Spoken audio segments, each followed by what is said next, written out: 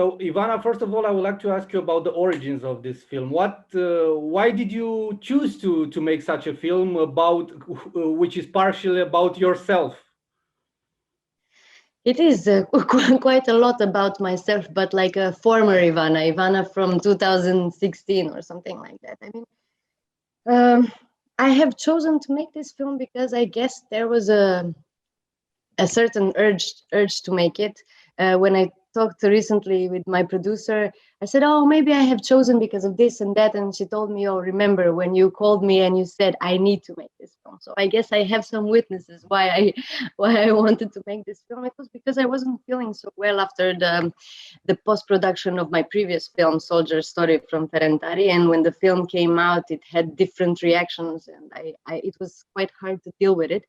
And I guess I wasn't feeling so well, and I started investigating my health problems, and that turned out that everything is fine. So I realized that I had different motives and reasons not to feel so well. And by writing this film and making this film, I was actually trying to figure out what was going on with myself. So this is how actually Ivana The Terrible now exists, because I decided to investigate what was going on in my life back in 2016-17.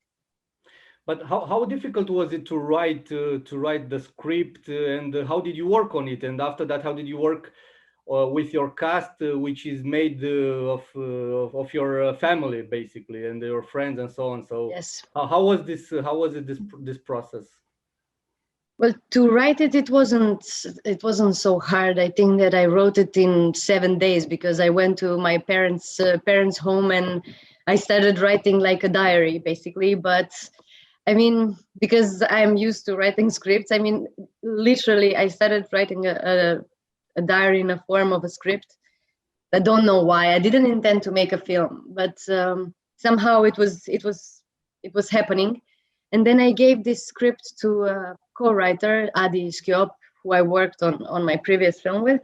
And he started making fun out of these things that were very kind of like pathetic and so seriously taken. And I realized that I actually did a script based on my life with the touch of irony of Adi Skiop, and that actually what I have done in my previous film, that I have constructed, I will tell you later about it. I constructed a film about his life. Now he helped me to construct parts of my own life. And I was thinking if I should take actors or like make a group therapy with my family and friends. And I decided to make a group therapy with my family and friends. And I invited them to do a reenactment of that summer, basically. And also investigate our relationships and talk about them. So it wasn't hard, but I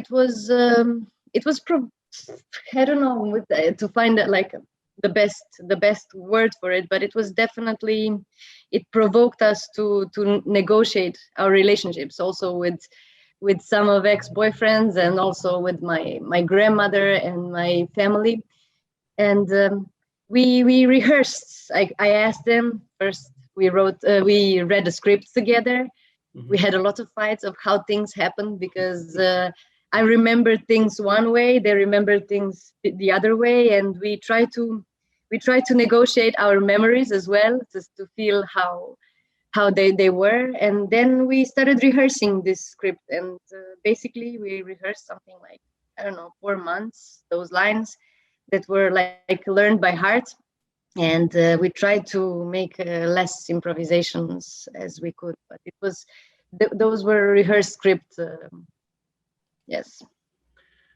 But how difficult was it for you to act in the film? It was not your first experience as an actress, but it was a different one. And how difficult was it for you to be in front of the camera and basically play a different character, but at the same time a character that is very similar to your real personality? Well, it was even it was hard, but it was actually hard to find a tone of myself, because you're you're a different person with some people, but when you're shot, when somebody films you, you are like, oh, maybe these things that are in the script, maybe we can skip them, they're too bad. So some things that are part of Ivana the Terrible, it was quite hard to show, to actually to let you be filmed. But then I called my friends, Anna Sel and Andrei Rus, who kind of try to show me how I can act sometimes, like how I can act, not like as in acting, but how I behave. So they helped me in that way. They directed me. So I wasn't alone. I had big help from their part, and they directed me. They told me, oh, but you never remember how you did this day, how you behaved? And I was like, no, I didn't behave that way. You're lying. But they kind of helped me show some parts that I wasn't quite comfortable of showing, but I had big help. So I wasn't directing myself. I was directed by these two friends. And did you feel comfortable in this in front of the camera in this character? It was with my friends. I feel comfortable. I can be whoever I am. It doesn't matter. But it was a nervous, if I can describe it, it was a nervous laughter. It was like, maybe that's the word for it. I don't know. It wasn't something that you can be comfortable with, but it was also interesting because when you see some things on the screen and maybe you don't quite understand them while you write a script or something, but when you see them on screen, you're like, oh wow, was I really acting like this? So you even if it's not quite you, it becomes someone else, but you can reconsider some things that you do. So in a way it was helpful at the end. I mean, it was it made some of my relationships with my parents or with other people, it kind of helped me understand what I do. And this film didn't, at the end, it wasn't only about solving relationships with me and my parents, but in a way it is a film of family members. So I think that by watching this film, maybe it can provoke other people think about their relationships with their parents and their past life, because it also deals with people who are born in one country and then moved and lived, like I lived in Romania I come from Serbia, but I lived in Romania for 15 years, and by meeting different people, you become someone else than your parents are or what you have learned in your small town. So I think that this film was also quite about negotiating with your past and who you became. So I don't know, and going back to your roots. So I was definitely reconsidering this, not reconsidering, but trying to understand some of these ideas that I tried to show in this film. Mm-hmm. And on the personal level, did you at the end of this process, did it help you? Well, I don't know. At first, it did help me, and then now after I don't know how many years passed, like 3 years passed since this. There are certain things that you can say that you learned from these things, and some things that never change, and some things, I mean, with relationships with people you love, they're not just simple. You just not say, oh, I love my parents and there will never be fights again. It's not like that. Not like that, yeah. No, but I mean, at least you, because this film deals a lot also about feeling shame, I guess. So in that point of view, it kind of reminds you that it's like this feeling of, I don't know, it's just not so natural. So it's kind of helped you to realize that you can give peace to yourself. It's okay. It's not so terrible, I guess. And so basically, you went in your hometown to make this film there among your family, but at the same time, it is a film about this hometown of yours, Kladovo. So yes. How was it for you to film there, to be there making this film, and to make this portrait of this town, in fact? Well, it is a film about small town that I grew up with. It is small town full of lively characters, and I love this town on the how do you say, on the coast of the Danube. it is like my best memories, my childhood memories are from that town, but it's also like a small town where everybody minds other people's businesses. So in a way it was showing love, but in a way it was trying to make peace with this town. Like this is by like making peace with the past. But I don't know, I when I came back and I said, okay, now I'm gonna ask these other people who I didn't know, not my family and friends, like town officials, and because there is a festival that deals with Serbian-Romanian friendship, so I asked them to be in my film, and I made new friends of different ages. I asked them, as well as I asked my parents, would you like to act in my film? Can we rehearse? And I was meeting up with people who were like 60 years old. They're like serious people that have their lives and their businesses and stuff, and they were coming with me to make rehearsals, and I was meeting with them for 3-4 months, and we would rehearse lines, and it was amazing, because I first of all, I made a lot of new friends, but the other part, I tried to talk to myself that, you know, like what other people think of you, that is somehow the idea that it's based in, you know, that comes from your childhood when you grew up in that small town, doesn't matter so much, because when you meet these people, they have other people who talk about them. So it's not everything about you, you know, it's not everything about your problems. You realize that all these people grew up with the same problems. So it kind of, it was fun. But I remember when Anka Pop, our late friend that died, unfortunately, I remember when we shot the scene when the festival was crashing and it was the end of the festival, and she was in the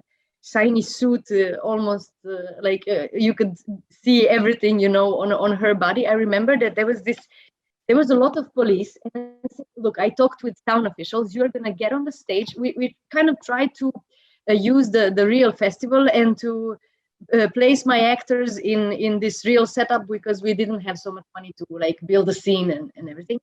So I remember that it started raining, the festival was crashing, it was the last day of the festival, and I told her, now you have to grow and you have to act like you're drunk. And also Andrei Dinescu, the musician, he had to play on theremin, and before that there was folk music happening, like a very popular folk music, and I got them on stage, and she was acting all drunk, and people started booing, like they didn't understand what was going on, and there was police coming, and I was like, oh my god, this is the end. And I realized that people actually loved it. Why so much paranoia? And I guess this whole film was also dealing with these preconceptions that other people have, but also that I had about small town. So I don't know, I guess this, you know, this whole idea about preconceptions will go on through, you have to fight it all life, you know. It's not just it was not just for the moment, but it was nice to work with them.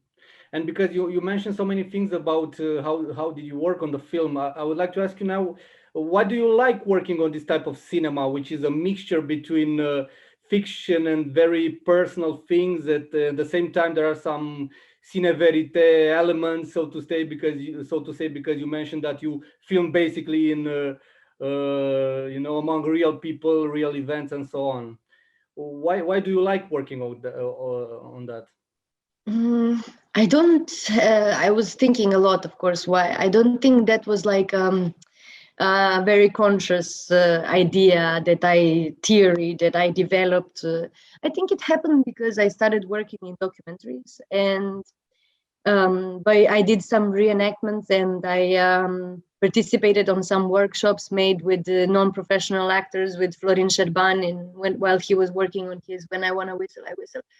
And I have noticed what kind of emotion happens when this kind of reenactment of things happen. And and of course in film school we did also fiction as well, but somehow I wasn't as good in recreating from the zero, and I realized that I get so much more emotions from real people, and that it touches me in a way more.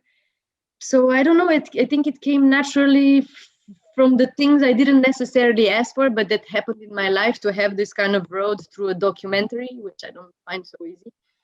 But it kind of developed from that. So I I didn't develop, as I said, a special idea, but it came from my work in documentaries, and it continued. But now I also started mixing more, and I mean, bringing up more fiction in this type of documentary, trying to, in a way, protect myself and the actors that are acting, because I realize how in documentaries it's very hard for some people to show you and give you their life and everything. So in a way, fiction is a good protection for real things, real emotions that come from documentaries. So I don't know, I guess that's why I do. I mean, I wish I do documentaries, but I'm not as courageous as I was when I was younger. So I use fiction now, I guess. Okay, so Ivana, thank you very much for these answers and for your film, and good luck with your next projects. Thank you very much, and I hope you enjoy the film. Bye. Bye.